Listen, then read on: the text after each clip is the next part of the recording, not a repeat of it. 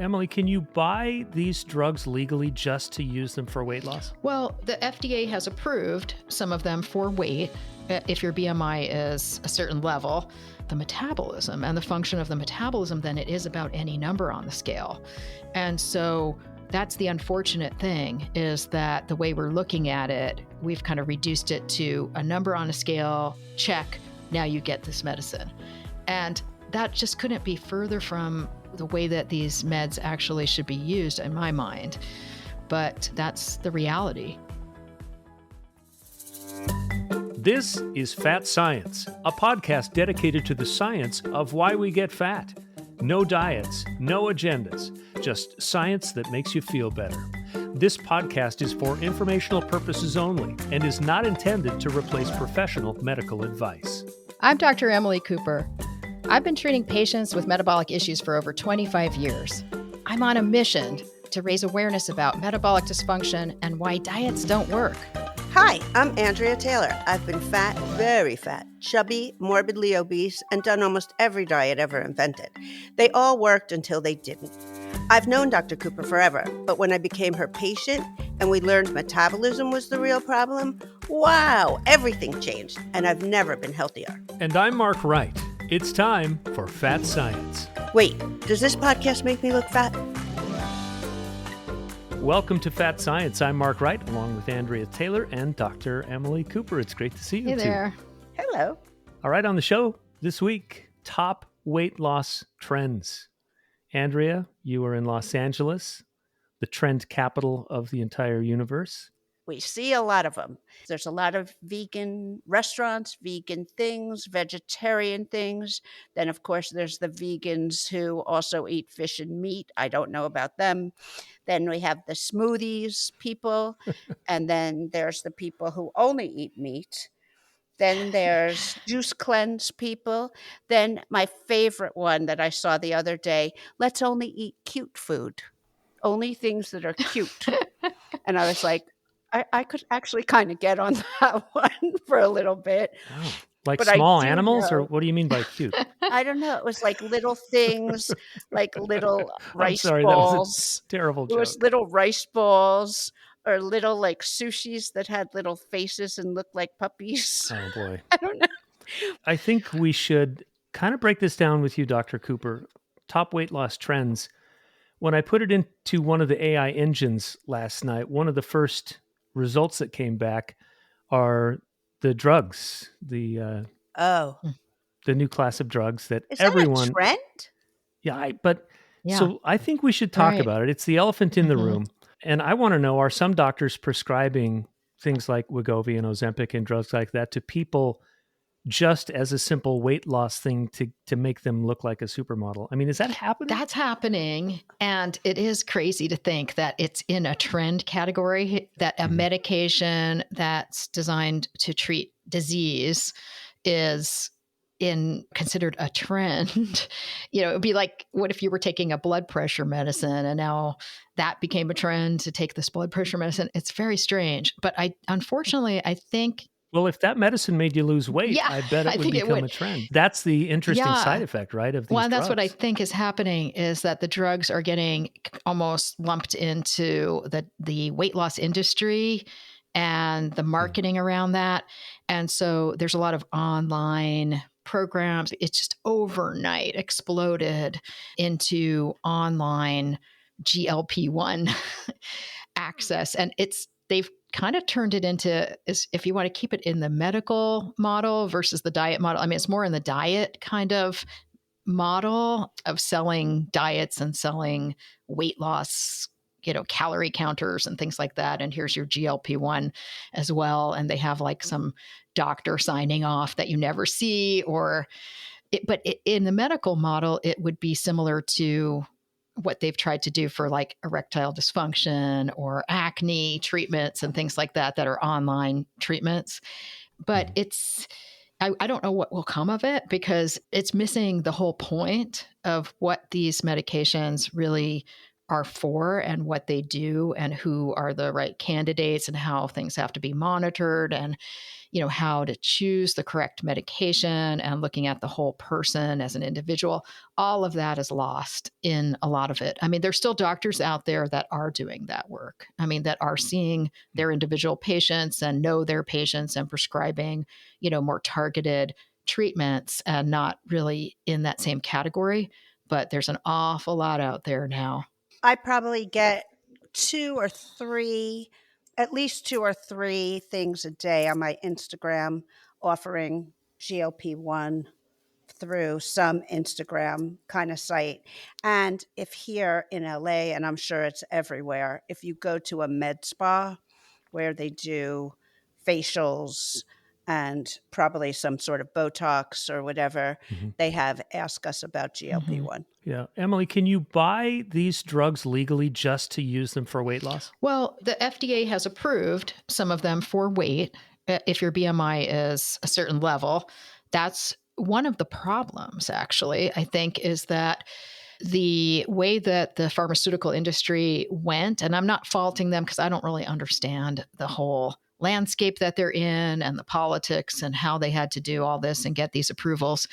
But the way that it turned out, they've got these categories where the indication, the FDA indication for some of these GLP-1 meds, not all of them, but again, certain branded ones that are branded as Wegovy, Saxenda, and Zepbound, the FDA indication is just having an elevated BMI. So that's the only thing that you have to have in order to meet the FDA requirement for using that medication. But in my mind, it's really more about the metabolism and the function of the metabolism than it is about any number on the scale. And so that's the unfortunate thing, is that the way we're looking at it, we've kind of reduced it to a number on a scale, check, now you get this medicine. And that just couldn't be further from the way that these meds actually should be used in my mind. But that's the reality. I want to ask you, because I don't think the average person knows how incredibly complex the metabolic system is. You and I just had an appointment this week. You went over my metabolic numbers after extensive blood labs. How many data points, when you look at like my metabolism, are there? I mean, it's dozens and dozens and dozens that you're measuring for just me to figure out if my metabolism's working the way it should. But the average person has no idea. They just think, oh, take the drug and then you'll lose weight. But it's part of this loop that has, how many data points do you look at? I look at a lot because my goal is to see things almost like you're looking through a prism. What we want to see is the same story coming from multiple angles. And so if it, does it look like your brain thinks you're starving? Well, let's look over here at this. Over there, it looks like it kind of might think you're starving based on how these other hormones are operating. Now let's look in this other area and see if it's confirming it. And then you see that it's confirming. And then let's look at your leptin levels and see that, oh, yes, that's low too. And oh, look at your glucose is low. So if you see all those things from multiple areas, you can be pretty sure about what you think you're looking at. Like if you only look at one thing, it could be that, or it could be something else going on. And so that's just how investigative medicine kind of is. Now, not everyone has the luxury, of looking that deeply at things, but there are some key indicators that you want to look at that have to do with someone's metabolic health. So it has, and it's not just if they do have an elevated body weight, it's like, well, what's driving that? Let's look at the lab work and see, do we have a sense of why that weight's elevated? Are there abnormal insulin levels, leptin levels? Are the brain signals that say you're starving, are those elevated? Is your thyroid off? Is your testosterone off? All of that. But then, in your case with your appointment that went so well, we saw multiple confirming things that you were healthy, metabolically healthy from lots of different angles. And so I prefer to look at things that way, like through that prism look, where you're seeing in one area and you're saying, that seems to be this, but let's confirm over with this other indicator.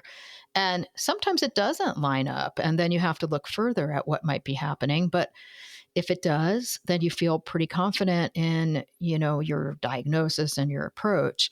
But with these kind of, it's like they've got a doctor with a prescription pad, handing out a syringe somewhere in the back room that never really knows that person or much about their health, just knows their height, their weight. And that's enough for them to prescribe some kind of a treatment that is a very sophisticated treatment. So, I mean, with these medications, they are getting better and better. So it would be that you're casting that net, and more people within that net will have some help, even if it's not long-term. They may have some short-term successes within that without looking deeply at what's really causing the issues. You may get just lucky in that pool, but there'll be quite a few people that feel like it's missing the mark and that something is going on that's not been identified. I don't want to spend too much more time on this, but I think it would be helpful to explain to people the whole process is once you get control of the metabolism and things start to improve, then we start to reduce the drugs that I'm taking. So I used to inject testosterone every 10 days. I don't have to anymore because my body's creating it. And we're reducing my blood pressure medications now because it's improving so much. So the goal is that we get the body to do what it's supposed to be doing anyway. And we're making some great progress that way. So thank you. Let's go away from medicine and go into ice cubes. What about cold plunges? Big troughs that look like horse troughs filled with ice or whatever, and you jump in and freeze your butt off. What happens? What does that do? Well, everyone's jumping in. That's true. They're really popular these days. And I mean, some cultures do a lot of that cold water, immersion and things at different times of the year. And it's part of the celebration. But this is right. Like for my iced and then coffee. Athletes also used to do that quite a bit after big workouts and long runs, go and do the ice baths. But research showed fairly recently that it actually impairs your athletic performance to do that, your subsequent athletic performance, because it inhibits some of the natural inflammatory response that's actually beneficial for improving your fitness. So that's not recommended anymore to do those after workouts. But the cold plunges that people are doing as a part of, I hear that people think they're going to lose weight doing those. And I guess that's why we're talking about them, because they're gaining popularity for that. But it doesn't really make sense, because when you're exposed to cold, the initial reaction of your body is to slow your metabolism down, to conserve energy, to direct more of it to preserving your body heat, and also to kind of increase the ability to insulate your body by cutting off the blood flow to your skin and things like that. So not to boost your metabolism, really. Then when you start to shiver, that does generate some metabolic activity, and you will burn more calories when you're shivering and your body's trying to generate that heat. But if you continue to repeatedly expose yourself to the cold as a matter of habit, like people are getting into this where they're doing it every week, or they're doing it multiple times a week, or, it's part of their normal routine, then your body starts to adapt and try to create more insulation to protect you from that cold. And the insulation is body fat. So, and it can achieve that by increasing your appetite through different hormones, slowing your metabolic rate down, and all in an effort to build more body fat as an insulator. And people will talk about, well, it makes me build brown fat that burns calories, but that's a very small contributor. And so what most of the fat would be is the subcutaneous to protect you from the cold. Well, it's good to get the actual skinny on that one. I'd love to talk, so to speak. I'd love to talk about these all meat diets. And I think Joe Rogan, the famous podcaster, most recently did that for a month. And I think what's interesting is that when guys hear you can eat all the meat that you want, because we've been told it's like a guilty pleasure for our entire lives. And now it's like meat for breakfast, lunch, and dinner, and bacon and steak and all this stuff.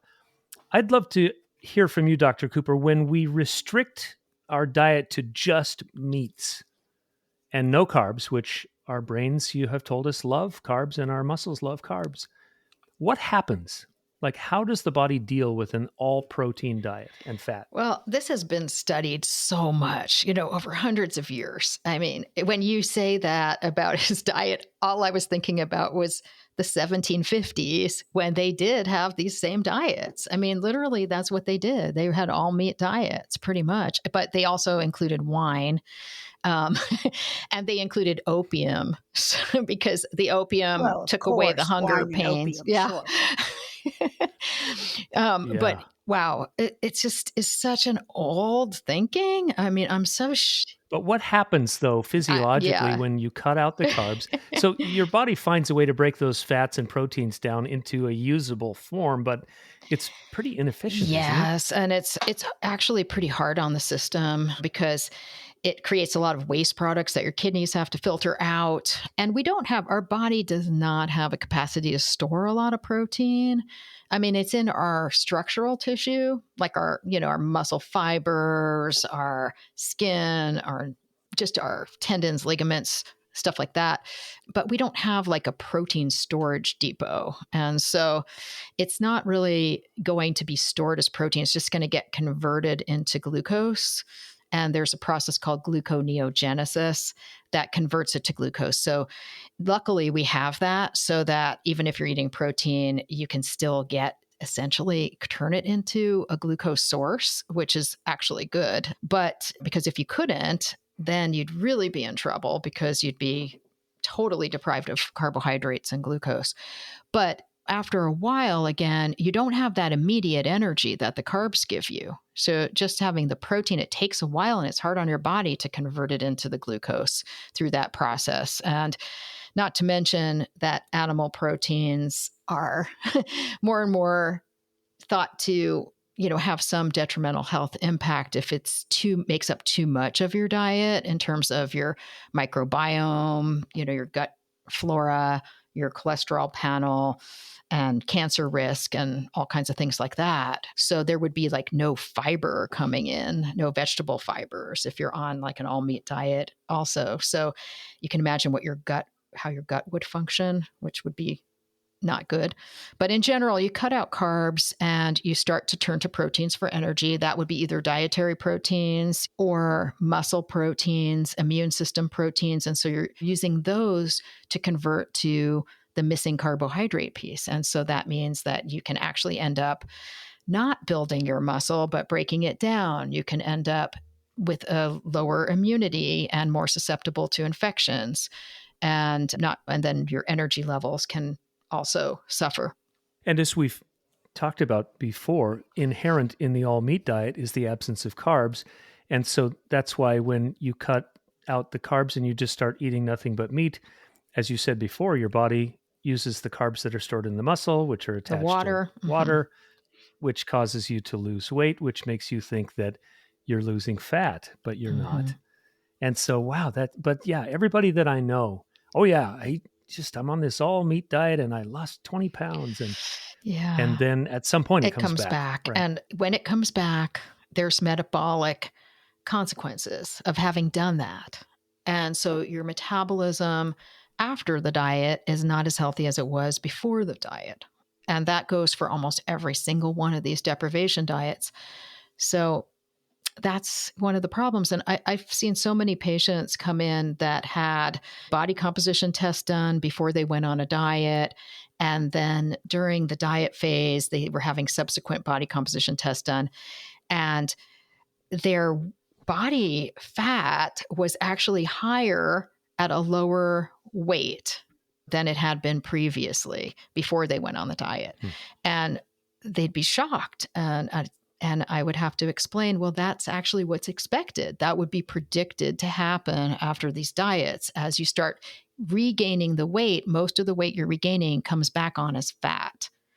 So in response to the diet, because of the metabolic slowing, the weight regain is going to put more fat on so that your ending weight, you'll be at a higher body fat level than you were before you went on the diet, even if you were at the same weight that you were before you went on the diet.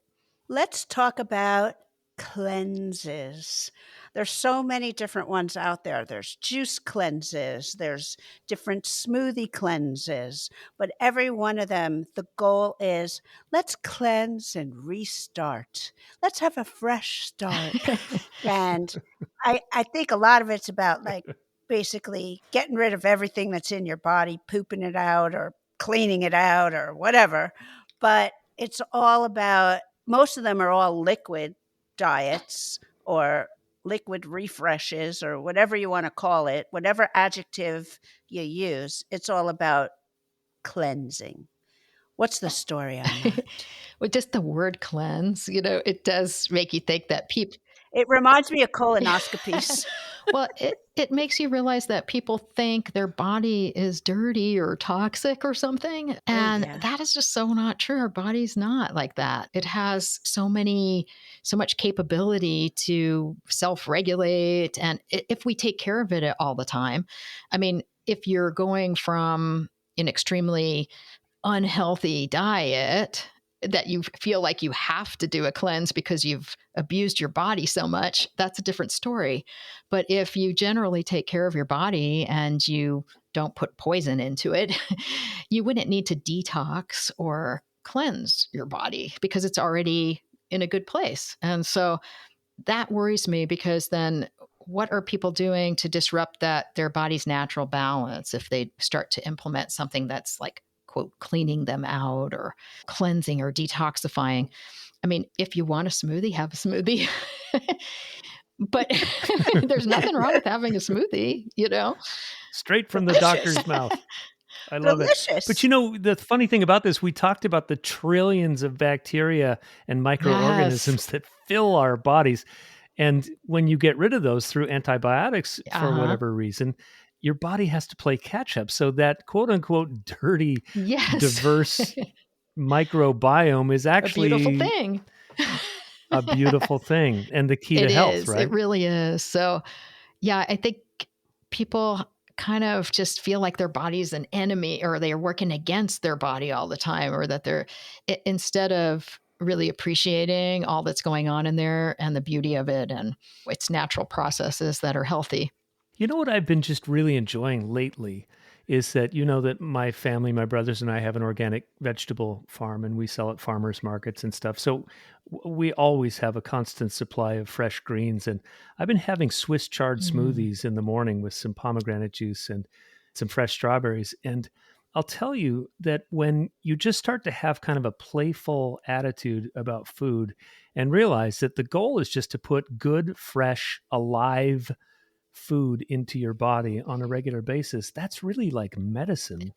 And I just can't even tell you how good it feels every day. Because when I stop eating that way and I just, don't have the fresh stuff and it's packaged, and I just feel gross. Like when I was a kid and overdosed on candy, at Halloween, that you just feel gross for a few days. But I just feel like having this, not a strict attitude about food, but a fun attitude. You can make carrot greens into pesto. And a lot of our customers do that. And it's a really interesting flavor. You can grind up beet greens and put them into your smoothie. So there are just tons and tons of ways to get good food into your body and just to have fun with it. I think if you use good ingredients, you can make good food. Always. I mean, I know that sounds like really Pollyanna and really silly, but it's true. And it's not that hard. And the thing is, some people are really busy and you have to still think like food is fuel. So don't waste your time if you can't have that perfect thing that you think in your mind is going to be like the best thing at the moment for your health, or what's the next thing that you could do that's realistic that you could get in. And because my thing is, don't go without food.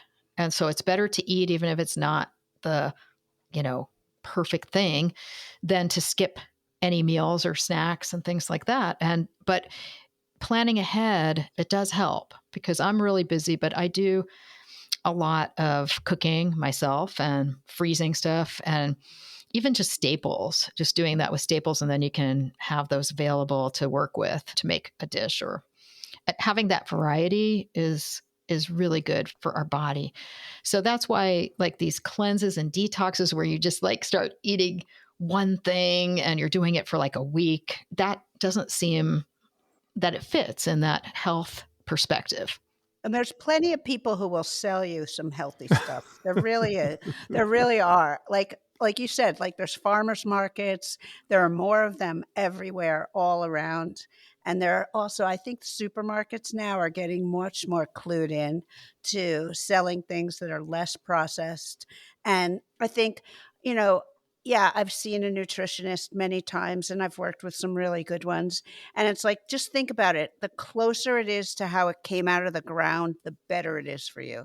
And you don't need to make something that is crazy fancy. It's like just plain, simple, delicious food that came from the way it grew is a great thing to eat. Yeah, I think that the detox cleansing aspect, I think people are looking for a feeling of emptiness in their body. They don't want to have their stomach. I've heard this from people where it's that part of that weight loss mentality. They don't want to feel food in their stomach.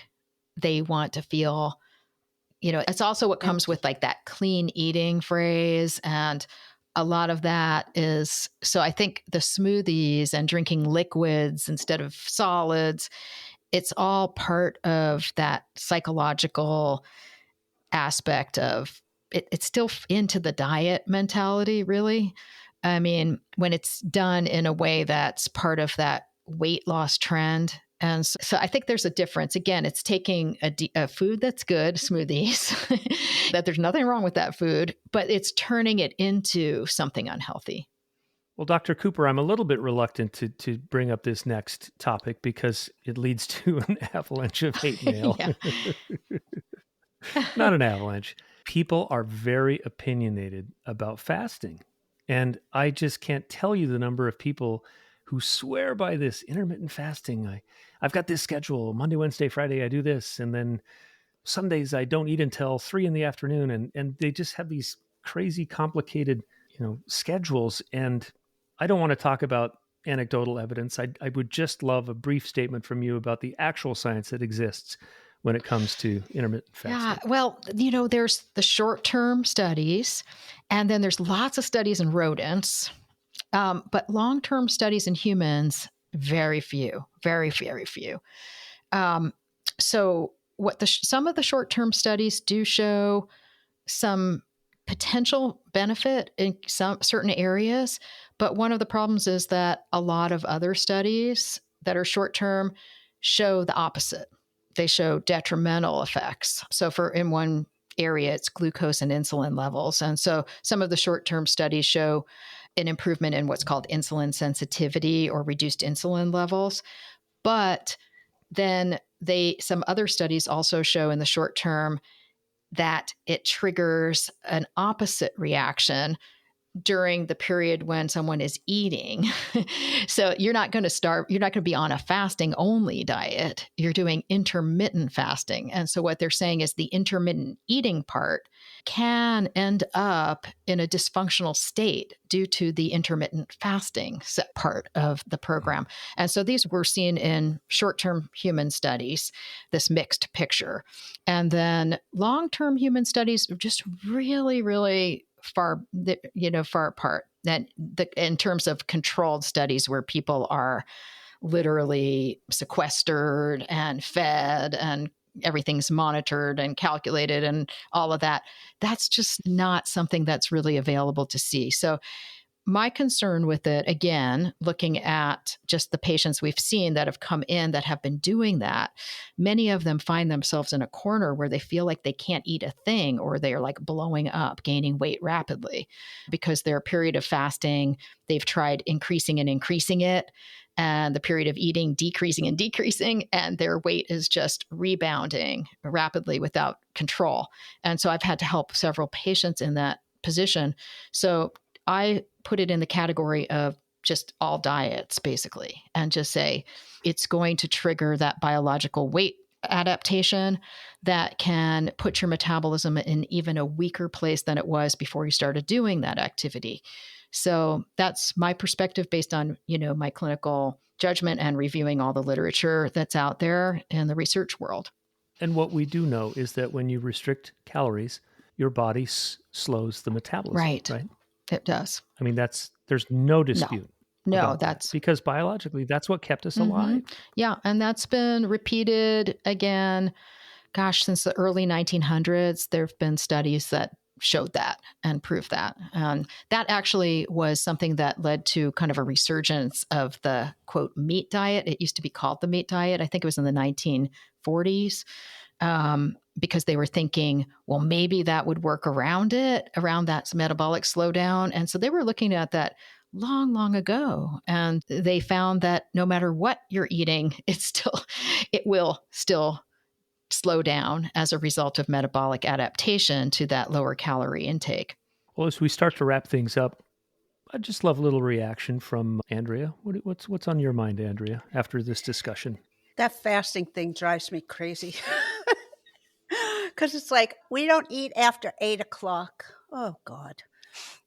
This one doesn't eat on Tuesdays. This one doesn't eat on Wednesdays. It's just like, why can't you just eat all the time like people? I don't know. It's just a little difficult for me to understand. But then again, it's like what Dr. Cooper said. You have to sometimes just say, okay, if it's working for you, I'll just be quiet, because sometimes it's just not worth having the discussion. But you just wonder, like, long term scientifically, is that worth doing? I don't know. I think the biggest takeaway for me is that we've been together for quite a while now. We're over 40 episodes. I think the biggest takeaway for me is that there's no hack. We live in a culture that loves the hack. I mean, I find myself scrolling on Instagram all the time, and here's how you can decore an apple with a straw or whatever. Yeah. And I'm like, I love a good hack, but it seems like the metabolism is not something you can really hack, is it, Dr. Cooper? No, you can't, but people won't stop trying. But I almost feel like it's not even what they're really trying to do. I feel like there's something else going on. I think there's a lot of stress that people have, and this is a way of feeling like you're controlling something. And I know that sounds kind of maybe overdone as a theory, but it has been shown that manipulating certain things in your environment that you can control can calm down other stressors. And so I kind of think people fixate on their weight and things like that and try to focus on, well, I can change this food, or I can do this exercise program, and the problem with that is then they're looking at like the scale for evidence that like it's quote working, or that what they're doing is powerful, or to get that kind of reward sense. And for some people, that can be really dangerous because it can lead to full-blown eating disorders as well. And so there's sometimes a fine line between what's called disordered eating, where people are going from one fad to the other and just really like righteously sticking to their biohacking things, versus an actual eating disorder that becomes a medical problem where they can't actually get out of it. And that's like a serious thing. And so I just think people, when they're following the fads, should first ask, why am I doing this? What's my goal here? And is it maybe just a stress reaction to gravitate to those kinds of things? Because as a consequence, you could damage your metabolism, and then you could end up in more trouble than you are before you kind of started that behavior. Well, this has been a great conversation. I always think it's a good idea to kind of keep a critical eye when any new quote unquote miracle trend surfaces when it comes to weight loss. So, and I think, we've talked about this before, Dr. Cooper, the real goal is health. And whether your belly is a little bit bigger than you'd like it to be, I mean, if your numbers are good and you're healthy, I think that's what it's all about. Well, this has been fun. Thanks, you two. Thanks for another edition of Fat Science. No diets, no agendas, just science that makes you feel better. I'm Mark Wright. Thanks for listening to Fat Science with Dr. Emily Cooper, a Work P2P production. New episodes drop every Monday. If you've enjoyed the conversation, subscribe, rate, and review this podcast. This production is for informational purposes only and is not intended to replace professional medical advice. Join us next week for another episode dedicated to the science of why we get fat. No diets, no agendas, just science that makes you feel better.